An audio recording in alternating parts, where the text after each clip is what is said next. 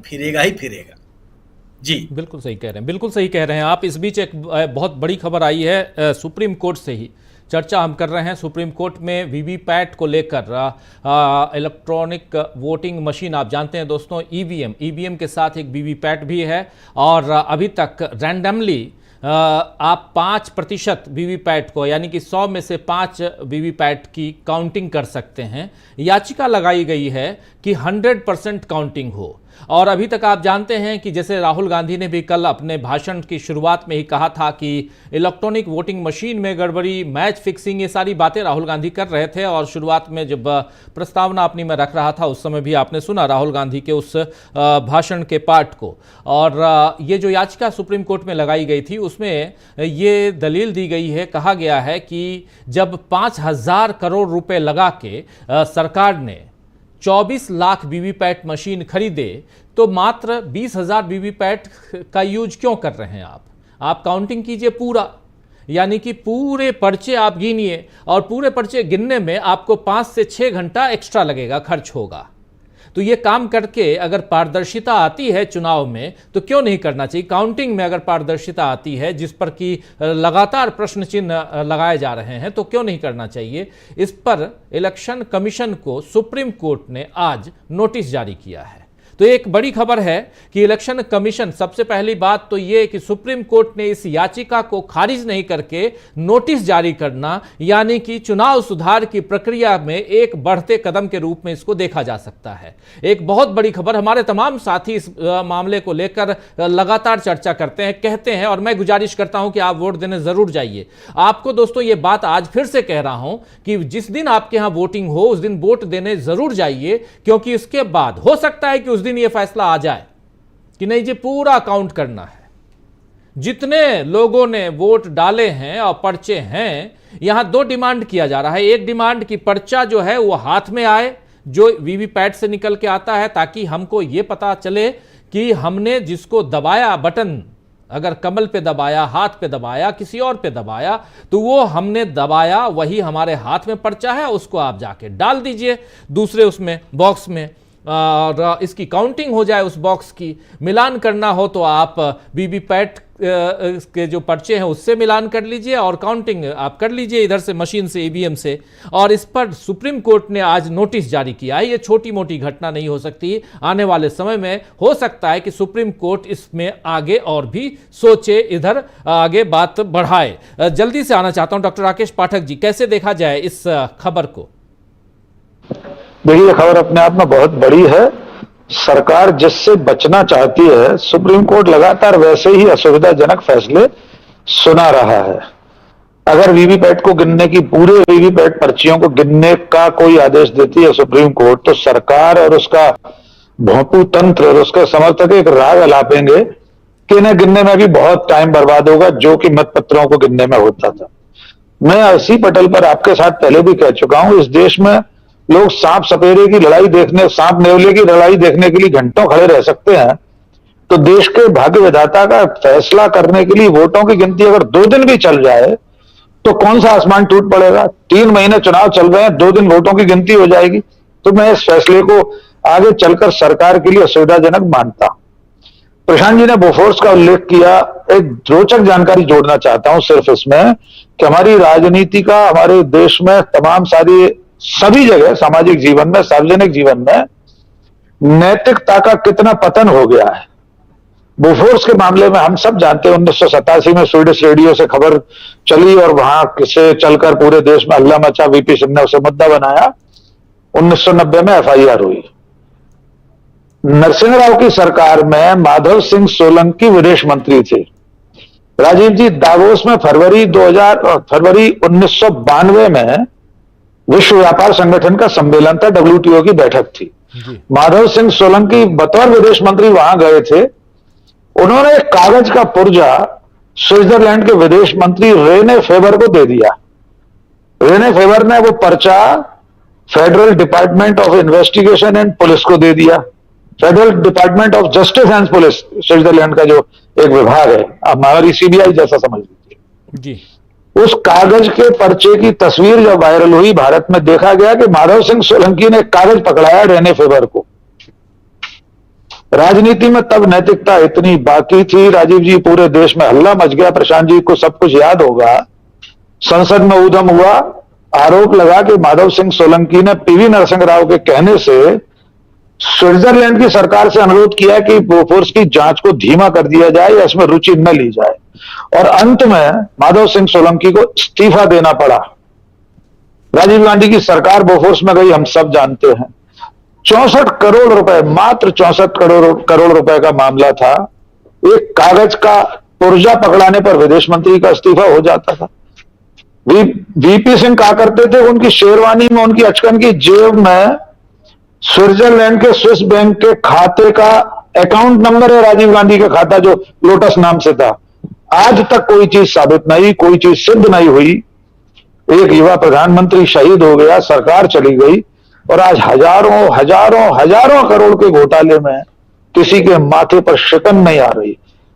कोई और लोकतांत्रिक समाज होता तो जिस दिन सुप्रीम कोर्ट ने इलेक्टोरल बॉन्ड को असंवैधानिक घोषित किया था, सरकार का नैतिक पतन उस दिन हो गया था। सरकार को अपने पद पर रहने का, प्रधानमंत्री को अपने पद पर रहने का उस दिन ही कोई अधिकार नहीं बचा था। लेकिन अब चूंकि समाज और राजनीति नैतिक पतन के रसातल में है, तो किसी कोई फर्क नहीं पड़ता। अब देखना यह होगा कि सुप्रीम कोर्ट इस मुद्दे पर कितना आगे जाता है, और आगे चलकर सुप्रीम कोर्ट के भरोसे क्या ये सरकार किसी दिन शर्मिंदा होगी, ये देखने के लिए अभी हमें इंतजार करना होगा। बाकी जनता के हाथ में जो फैसला है वो लगातार अगले 3 महीने 2 महीने हमें और आपको देखना ही है। जी राजीव जी। जी बिल्कुल बिल्कुल, लेकिन ये खबर कितनी इम्पॉर्टेंट है, जबकि सुप्रीम कोर्ट का नोटिस मात्र है, लेकिन नोटिस मात्र भी बहुत मायने इसलिए क्योंकि याचिकाएं दायर होती हैं और खारिज हो जाती हैं। डॉक्टर प्रकाश हिंदुस्तानी जी, कैसे देखते हैं आप, जबकि चुनाव का वक्त है और इलेक्शन कमीशन को अपने नोटिस का जवाब देना है, शायद इलेक्शन कमीशन दोनों हाथ खड़े कर दे, लेकिन फिर भी मामला सुप्रीम कोर्ट में है, और सुप्रीम कोर्ट चाहे तो जैसे इलेक्टोरल बॉन्ड के मामले में सुप्रीम कोर्ट ने अपनी बात रखी और असंवैधानिक घोषित कर दिया, वैसे ही अब लगातार सुप्रीम कोर्ट के ही कई वकील जो हैं, वरिष्ठ वकील, इस चुनाव की प्रक्रिया, काउंटिंग की प्रक्रिया को लेकर आंदोलनरत हैं। तो वैसे में क्या उम्मीद लगाई जाए, क्या कुछ देखते हैं आप, और क्या आपको लगता है एक उम्मीद यहाँ पर हम लोग ये देख सकते हैं, लगा सकते हैं कि आने वाले समय में हो सकता है 100% काउंटिंग शुरू हो जाए वीवीपैट की? राजीव जी, 2-3 बातें कहना चाहूंगा। पहली बात तो ये कि वीवीपैट का जो मामला है, कई मामलों में तो साफ दिखता है कि चुनाव हार जीत बड़े अंतर से हो रही है, लेकिन कई बार चुनाव करने वाले अधिकारी सत्ता के दबाव में आकर बड़े बेईमानी वाले फैसले लेते हैं। आखिरी मोड़ पे जीतने वाला हार जाता है और हारने वाला जीत जाता है। पिछले लोकसभा चुनाव में जिसमें भारतीय जनता पार्टी को 303 सीटें मिली थी, उसके 4 उम्मीदवार ऐसे थे जो बहुत ही कम वोटों के अंतर से जीते। और मुझे लगता है कि वीवीपैट की बारे में अगर कोई फैसला होता है, उसकी गिनती होती है, तो बहुत से मामलों में चुनाव में क्रांतिकारी बदलाव देखने को मिलेंगे। जैसे मछली शहर चुनाव में, मछली लोकसभा चुनाव में बीजेपी के उम्मीदवार 181 वोटों से जीता था, तो ये बड़ी संध्यास्पद बात लगती। भारतीय जनता पार्टी के अर्जुन मुंडा थे जो 1145 वोटों से जीते थे। भाजपा के ही वी श्रीनिवास प्रसाद 1817 वोटों से जीते थे, केवल 1817। वर्धमान, दुर्ग का है, वर्धमान आपके इलाके का है, वहां पे अहलूवालिया जी 2500 से भी कम वोटों से जीते थे, 2493 वोटों से। तो ये इस तरह की गड़बड़ियां जो प्रशासनिक चुनाव के अधिकारी प्रशासन के दबाव में आकर, नेताओं के दबाव में आकर जो गड़बड़ियां करते हैं गिनती में, वो उस पर एक सफाई होगी, लोगों को पता चल सकता है कि क्या होता है। मैं मेरे शहर का ही देखता हूं कि चुनाव में, महापौर के चुनाव में मतगणना चल रही है, आखिरी मोड़ तक कांग्रेस का एक उम्मीदवार जीतता आ रहा है, लेकिन रात को 12 बजे नतीजा आता है कि साहब जीतने वाला व्यक्ति बीजेपी का प्रत्याशी, और उसे बुलाकर तत्काल जिला निर्वाचन अधिकारी जो कलेक्टर होता है और मतगणना स्थल पर ताला लगा दिया।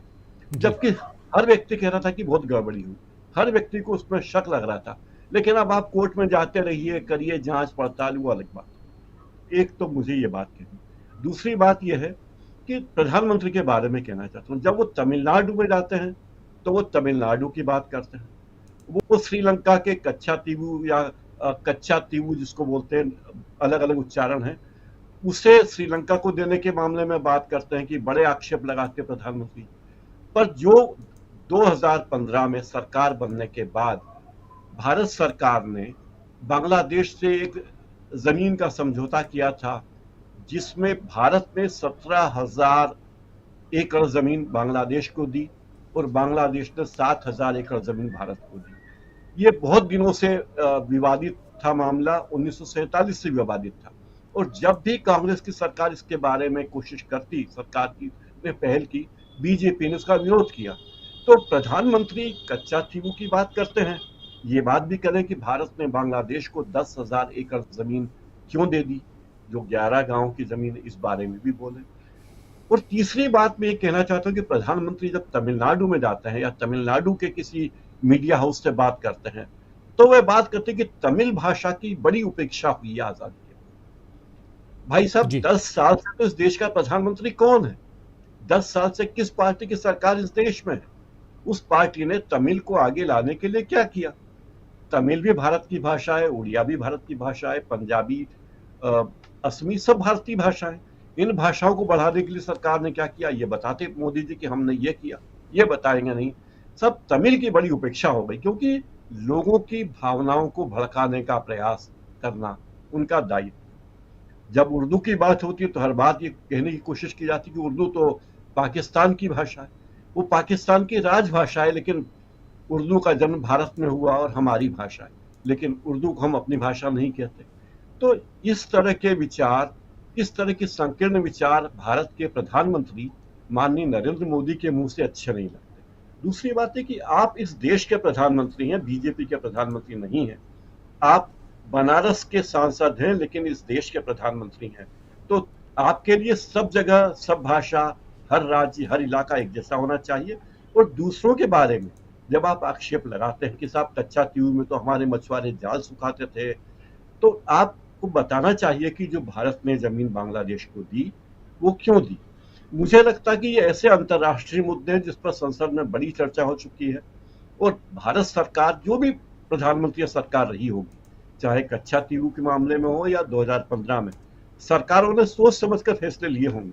लेकिन चुनाव के इतने साल बाद, इतने चुनाव के मौके पर, घटना के होने के बाद ये बातें करना प्रधानमंत्री जैसे पद के व्यक्ति के लिए गरिमापूर्ण बात नहीं। राजीव जी बिल्कुल बिल्कुल। प्रधानमंत्री नरेंद्र मोदी अलग अलग आपने देखा होगा, कभी वो दाढ़ी बढ़ा लेते हैं, कभी दाढ़ी छोटी कर लेते हैं, कभी कुछ और करते हैं, कभी वो बांग्लादेश चले जाते हैं। बांग्लादेश का आप जिक्र कर रहे हैं, और चुनाव से पहले 2015 में 55,000 स्क्वायर किलोमीटर की ज़मीन आप बांग्लादेश को दे देते हैं। और लेकिन आप 1974 की बात भी यहाँ याद दिलाते हैं। दक्षिण भारत क्या बिल्कुल ही बहुत ज़्यादा परेशान कर रहा है प्रशांत टंडन जी प्रधानमंत्री नरेंद्र मोदी को, और इसीलिए ये कच्चा द्वीप की जो बात है वो आज की बात नहीं है, 1974 की बात है। लेकिन उससे पहले ज़रा समझना चाहता हूँ, जल्दी से कार्यक्रम को अब समाप्त करें, क्लोजिंग कमेंट, ये समझना चाहता हूँ कि वीवीपैट का जो मामला है, ये मामला आपको लगता है कि सिर्फ नोटिस तक ही रह जाएगा, ये आगे भी बढ़ेगा? बहुत बड़ा कदम है राजीव जी जो सुप्रीम कोर्ट ने उठाया है, और स्वागत योग्य है। लेकिन एक प्रधानमंत्री मोदी को न जाने क्यों राजीव जी झूठ बोलने में मजा आता है, या वो गुमराह करते हैं जानबूझकर। तमिलनाडु में आजकल राजीव जी पूरे देश के हाई कोर्ट के वीडियोस हम लोग देखते हैं, आपने भी देखे होंगे, हमारे मित्रों ने भी देखे होंगे, तमाम हाई कोर्ट के वीडियो आते हैं, और उसमें आपको हाई कोर्ट की जबलपुर बेंच का या लखनऊ बेंच के तमाम सारे वीडियोस आते हैं, जिसमें जज जो हैं हिंदी में बात कर रहे हैं। जी देखा होगा आप लोगों ने। मद्रास हाई कोर्ट में तमिल भाषा के इस्तेमाल के लिए अर्जी दी गई। किसने विरोध किया? मोदी सरकार ने विरोध किया। आप तमिल भाषा की बात कर रहे हैं। आप ही ने तमिल भाषा के high court, Madras high court में इस्तेमाल के लिए उसका विरोध किया और तमिल और स्टालिन सरकार की अर्जी को रिजेक्ट कर दिया, खारिज कर दिया। इस खबर को देखा जा सकता है गूगल करके। जी। तो ये मतलब झूठ बोलने की आदत है क्या? रोज अप्रैल फूल बनाएंगे आप। दूसरी बात यह कि देखिए, जो सुप्रीम कोर्ट ने याचिका एक्सेप्ट की, अभी मैंने याचिका पूरी पढ़ी नहीं है क्योंकि अभी इस प्रोग्राम के दौरान ही वो आया है, लेकिन जो थोड़ा बहुत देखा है मैंने कि जो आपने बताया अभी कि वीवीपैट की काउंटिंग, जब वीवीपैट लगे हुए हैं, इसमें दो बड़े प्रमुख सवाल राजीव जी उठते हैं यहाँ पे जी। जो सुप्रीम कोर्ट के संज्ञान में होने चाहिए। सुप्रीम कोर्ट उस पर कोई अपना तवज्जो दे। एक, जब वीवीपैट पर डेटा डाला जाता है, ये इलेक्शन कमीशन ये बात को नहीं करता है कई बार। जी। हर मशीन के वीवीपैट में कैंडिडेट की लिस्ट फाइनल होने के बाद उसके अंदर उस कंस्टिट्यूंसी के कैंडिडेट का डेटा डाला जाता है, सिंबल डेटा, पार्टी का नाम। ये डेटा उस मशीन में कौन डालता है?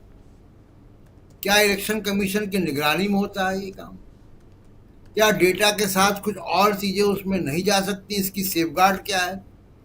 इस पे देश की जनता को भरोसे में लेना चाहिए। मुझे लगता है कि सुप्रीम कोर्ट जब ये याचिका सुनेगा उसमें ये बात भी जरूर आएगी। एक दूसरी बात कि पर्ची निकलती है वो शीशे के अंदर होती है, पर्ची मतदाता के हाथ में मिले, ये संवैधानिक व्यवस्था है कि हमको नहीं मालूम है कि मशीन के अंदर क्या हो रहा है। पर्ची हमारे हाथ में है।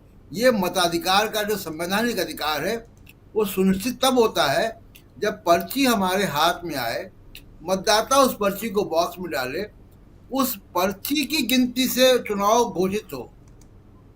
जिस चुनाव में विवाद हो उसमें मिलान किया जाए कि मशीन ये कह रही है, पर्ची ये कह रही है, लेकिन वो पर्ची बाहर निकले, वो पर्ची मतदाता के हाथ में हो, मतदाता देखे कि किसको उसने वोट दिया है, उस पर्ची को डाले, उस पर्ची गिनती हो, तब तो जो मताधिकार का संवैधानिक अधिकार है उसको आप सुनिश्चित करते हुए दिखाई देते हैं।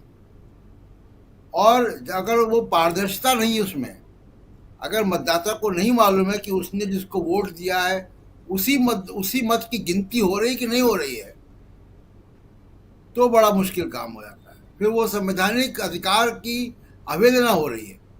मुझे लगता है कि सुप्रीम कोर्ट इस पर तवज्जो देगा और अगर ये प्रक्रिया में परिवर्तन होता है, जिसकी चर्चा राजीव जी याद कीजिए कि यहाँ पे कई बार हो चुकी है कि इस चुनाव से पहले चुनाव की प्रक्रिया पे कोई परिवर्तन आ सकता है, तो हमें लगता है कि हम उसके दरवाजे तक पहुँच गए हैं।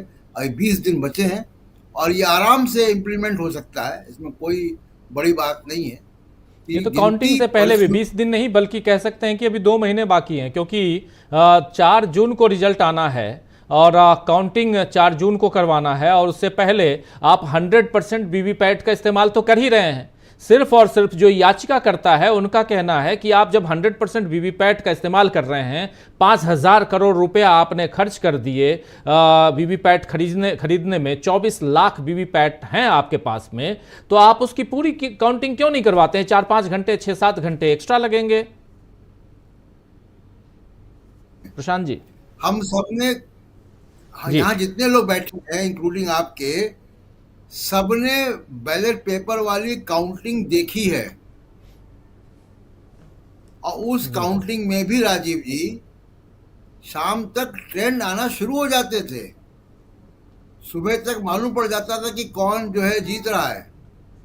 तो अब तो अगर पर्ची छोटी होगी तो आराम से काउंटिंग हो जाएगी। उसमें टीएन सेशन ने काम और किया था कि, और इस मशीन में भी ये प्रॉब्लम है कि मशीन का नंबर से मालूम होता है कि कौन सी मशीन किस पोलिंग बूथ पर है।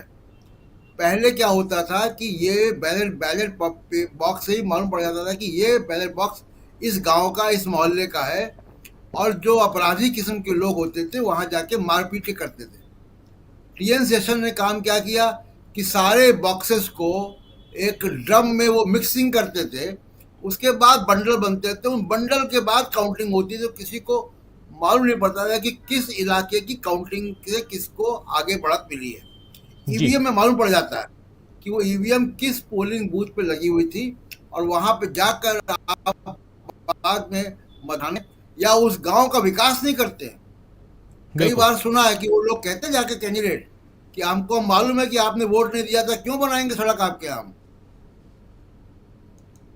तो बिल्कुल। ये जो है ये सुप्रीम कोर्ट में हम लोग बड़ा दिलचस्प होगा ये मुकदमा जब चलेगा। राजीव जी, बिल्कुल बिल्कुल बिल्कुल सही आप कह रहे हैं। बहुत महत्वपूर्ण जानकारी अभी आप लोगों तक हम पेश कर रहे थे दोस्तों, और उसमें ये कि सुप्रीम कोर्ट ने वीवीपैट की 100% काउंटिंग हो, गिनती हो, इस याचिका को न सिर्फ स्वीकार किया है बल्कि सुप्रीम कोर्ट ने इलेक्शन कमीशन ऑफ इंडिया को नोटिस भी जारी किया है, और अब इलेक्शन कमीशन ऑफ इंडिया को इसका सुप्रीम कोर्ट में जवाब देना होगा अगली सुनवाई पे। और इसके बाद क्या ये प्रक्रिया उस दिशा में जा रही है जहां 100% वीवीपैट की काउंटिंग ही ना हो बल्कि आपके हाथ में पर्ची आए और उस पर्ची से वीवीपैट से जो पर्ची निकल के आती है, जिस पर आप बटन दबाते हैं, निशान आता है, उस निशान को आप बॉक्स में डालें। अगर ऐसा होता है तो कहीं ना कहीं एक जो शक के बादल हैं वो जो मंडरा रहे हैं अभी भी इस चुनाव पे कि रिजल्ट क्या कुछ होगा, मैच फिक्सिंग की बात जो राहुल गांधी कर रहे थे, वो सब थोड़ा सा दूर छटते हुए हम देखेंगे। लेकिन अभी इंतजार करना होगा। और इसके अलावा बहुत सारी बातें आप तक हम पहुंचा चुके हैं। ये चूंकि अभी की खबर है, उसी खबर को आप तक हम पहुंचा रहे थे। तो बहुत बहुत शुक्रिया अदा